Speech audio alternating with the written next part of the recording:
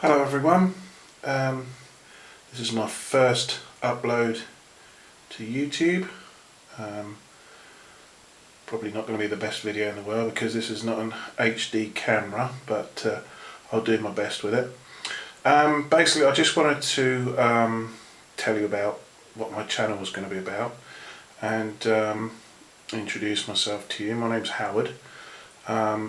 Been into model railways for quite some time, but I've never done a proper layout before, so this is going to be it. What you're looking at here is a little diorama that I've made. I did this really just as a little bit of practice, just to get used to, I don't know, the scenic stuff, if you know what I mean. It didn't cost me much to do. It's just on a plywood base here, which is just a little offcut I got from work, and I just thought I'd have a little go at making some scenic stuff. The rocks here, you can see that's made out of paper mache with kitchen towel over the top, and then I've painted it, dry brushed it and what have you, and kind of create a rock effect. So I think it's come out quite well. The fence, let's see if I can zoom in on this. The fence posts, hopefully that's in focus, yep. These fence posts here are matchsticks, and the actual wire in between is just cotton, and I've just painted that. If you can see on the fence post there, I've tried to pick out the grain in it with various sort of methods of dry brushing and what have you. It's something I used to do on my little miniature. I like the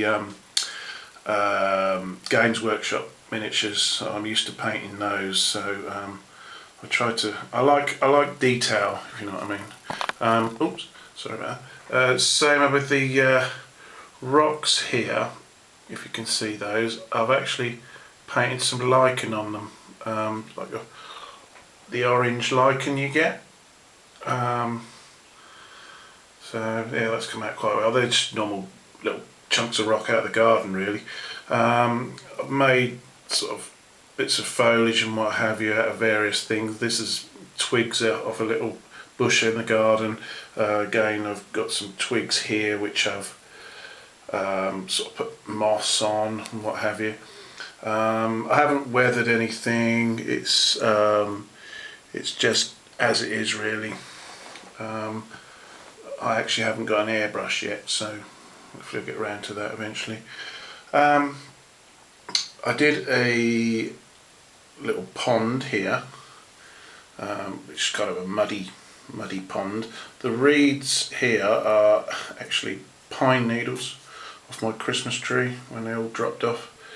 And I kept them. Actually, probably what I'm going to do is paint them because they're kind of brown, so I'm probably going to paint those green. Now I used realistic water in here, and I'd done several layers of it, only very thin, because it shrinks quite a lot. Now I'd heard that it reacts with PVA glue, right?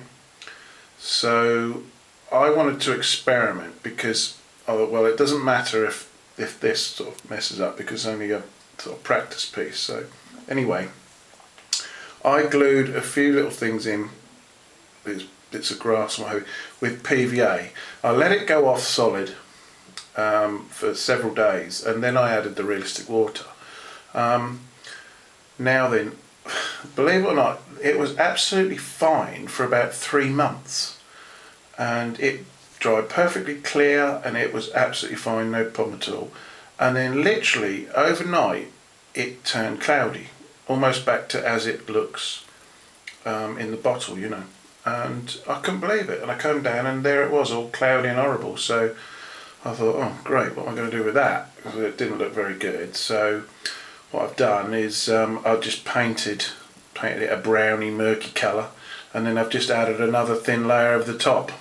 But you know, that's obviously a bit of a learning curve for me, because I've realised that I mean, I don't know if it was the PVA, but I'm pretty certain it was. So you know, I'm going to avoid using PBA with realistic water, as simple as that. I'll use a different sort of glue because I don't want that to happen on my proper layout.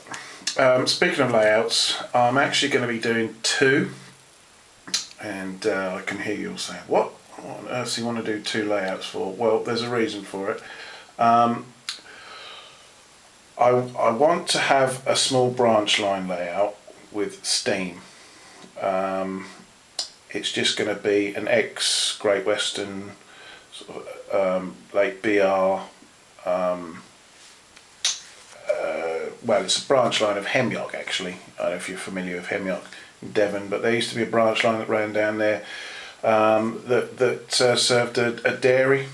So you had the dairy at one end with Hemyock Station, and then that run right round to sort of Tiverton. It was the Colne Valley Light Railway. Well, I wanted to do it from Colnestock to Hemyock. And it's just going to be in my spare bedroom. It's going to be a little U-shaped layout, end-to-end job. I'm going to scratch build some station buildings and what have you, and I've got some milk tankers and things. The locos that were on there were the 14XX locos, the little 042s, which I've got several of. I'll collect them. So that's one layout. I'll go into more detail about it in another video, and I'll show you the room where it's going to go in. I could be here forever going on, and it's just going to bore you to death. So I'll tell you about that properly in another video, and I'll go through everything what I'm going to do. Now the other layout is going to be in my garage, which I'm converting into a proper room. It's going to be all properly insulated and everything. And that's going to be a 1980s themed layout. It's going to run right around the walls, and that's going to be running things like, you know, class 47s, 37s, HSTs, things like that. Okay, a bit like Richard's at Hemyock Junction, but probably nowhere near as good as his, but I'll see what I can do anyway. So that's going to be that in my garage. I have got the insulation already for that, but I haven't actually started putting it up yet. So again, that's going to be in other videos that I'm going to do. So it's going to be a long process, but I'm not in a hurry. I've got quite a lot of things already. You can see the coach at the back there. That's a collet coach, one of many I've got. That's not going to be for the branch line, obviously. That's going to be as a sort of preserved charter train steam on my 80s layout. That's what I'd like to do. I've got some various other rolling stock and what have you. There's a little class 03 shunter there that I picked up, a Bachmann one. I've got this milk tanker, which is quite a nice little item, weathered. It's quite nice. I'll show you this Bachmann 03 as well. This is really nice. It's a weathered one. I don't normally get weathered locos because I always think, factory weathered I mean, because I always think they look a bit naff, to be honest, but this one looks pretty good. It's got the wasp stripes at the back there. It's nicely detailed. I think they've done a reasonable job of the weathering. It's not over the top, and it's not bad for Bachmann. A little driver in there. So yeah, I'm going to use that shunter on the branch line layout because I know they did run 03s. As I say, a lot of 14XXs.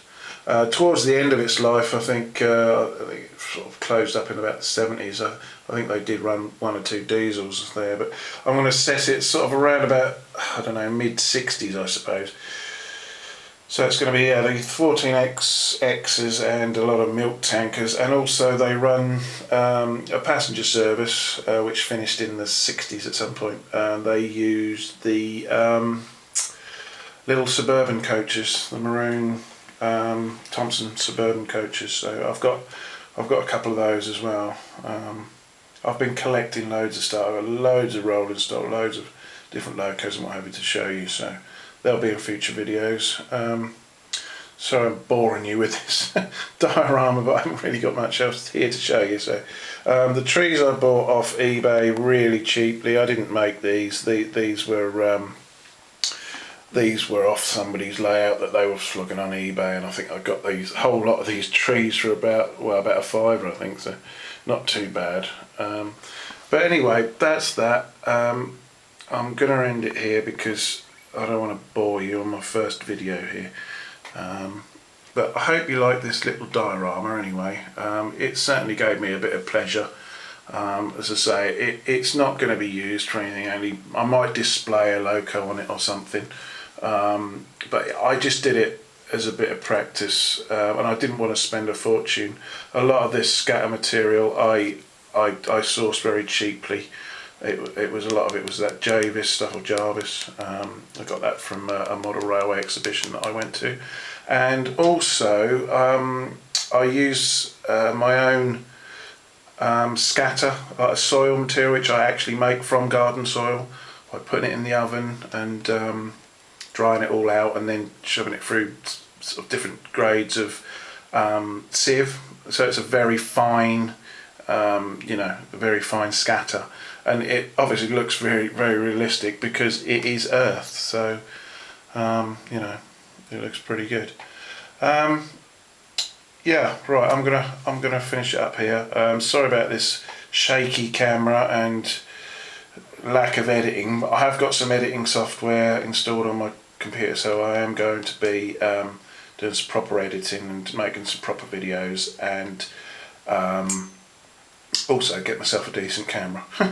This is just my little compact, so yeah, apologies for the quality of it, but hopefully you get an idea of what I'm sort of doing, and I hope that you will keep up with what I'm going to do, and on both my layouts. I'm going to start the branch line first and then the garage one, and they're going to be running side by side. So I'm going to do, not literally side by side, the videos, so you'll sort of get an idea of what I'm doing in both areas. And yeah, so I'm sure there's loads of stuff I've left out that I was going to say, but I'll add them in another video, and I'm just hoping that I'll get some people watch this and subscribe and what have you, and let me know what you think. Okay, right, I'll be back again with another video fairly soon. Cheers then, bye.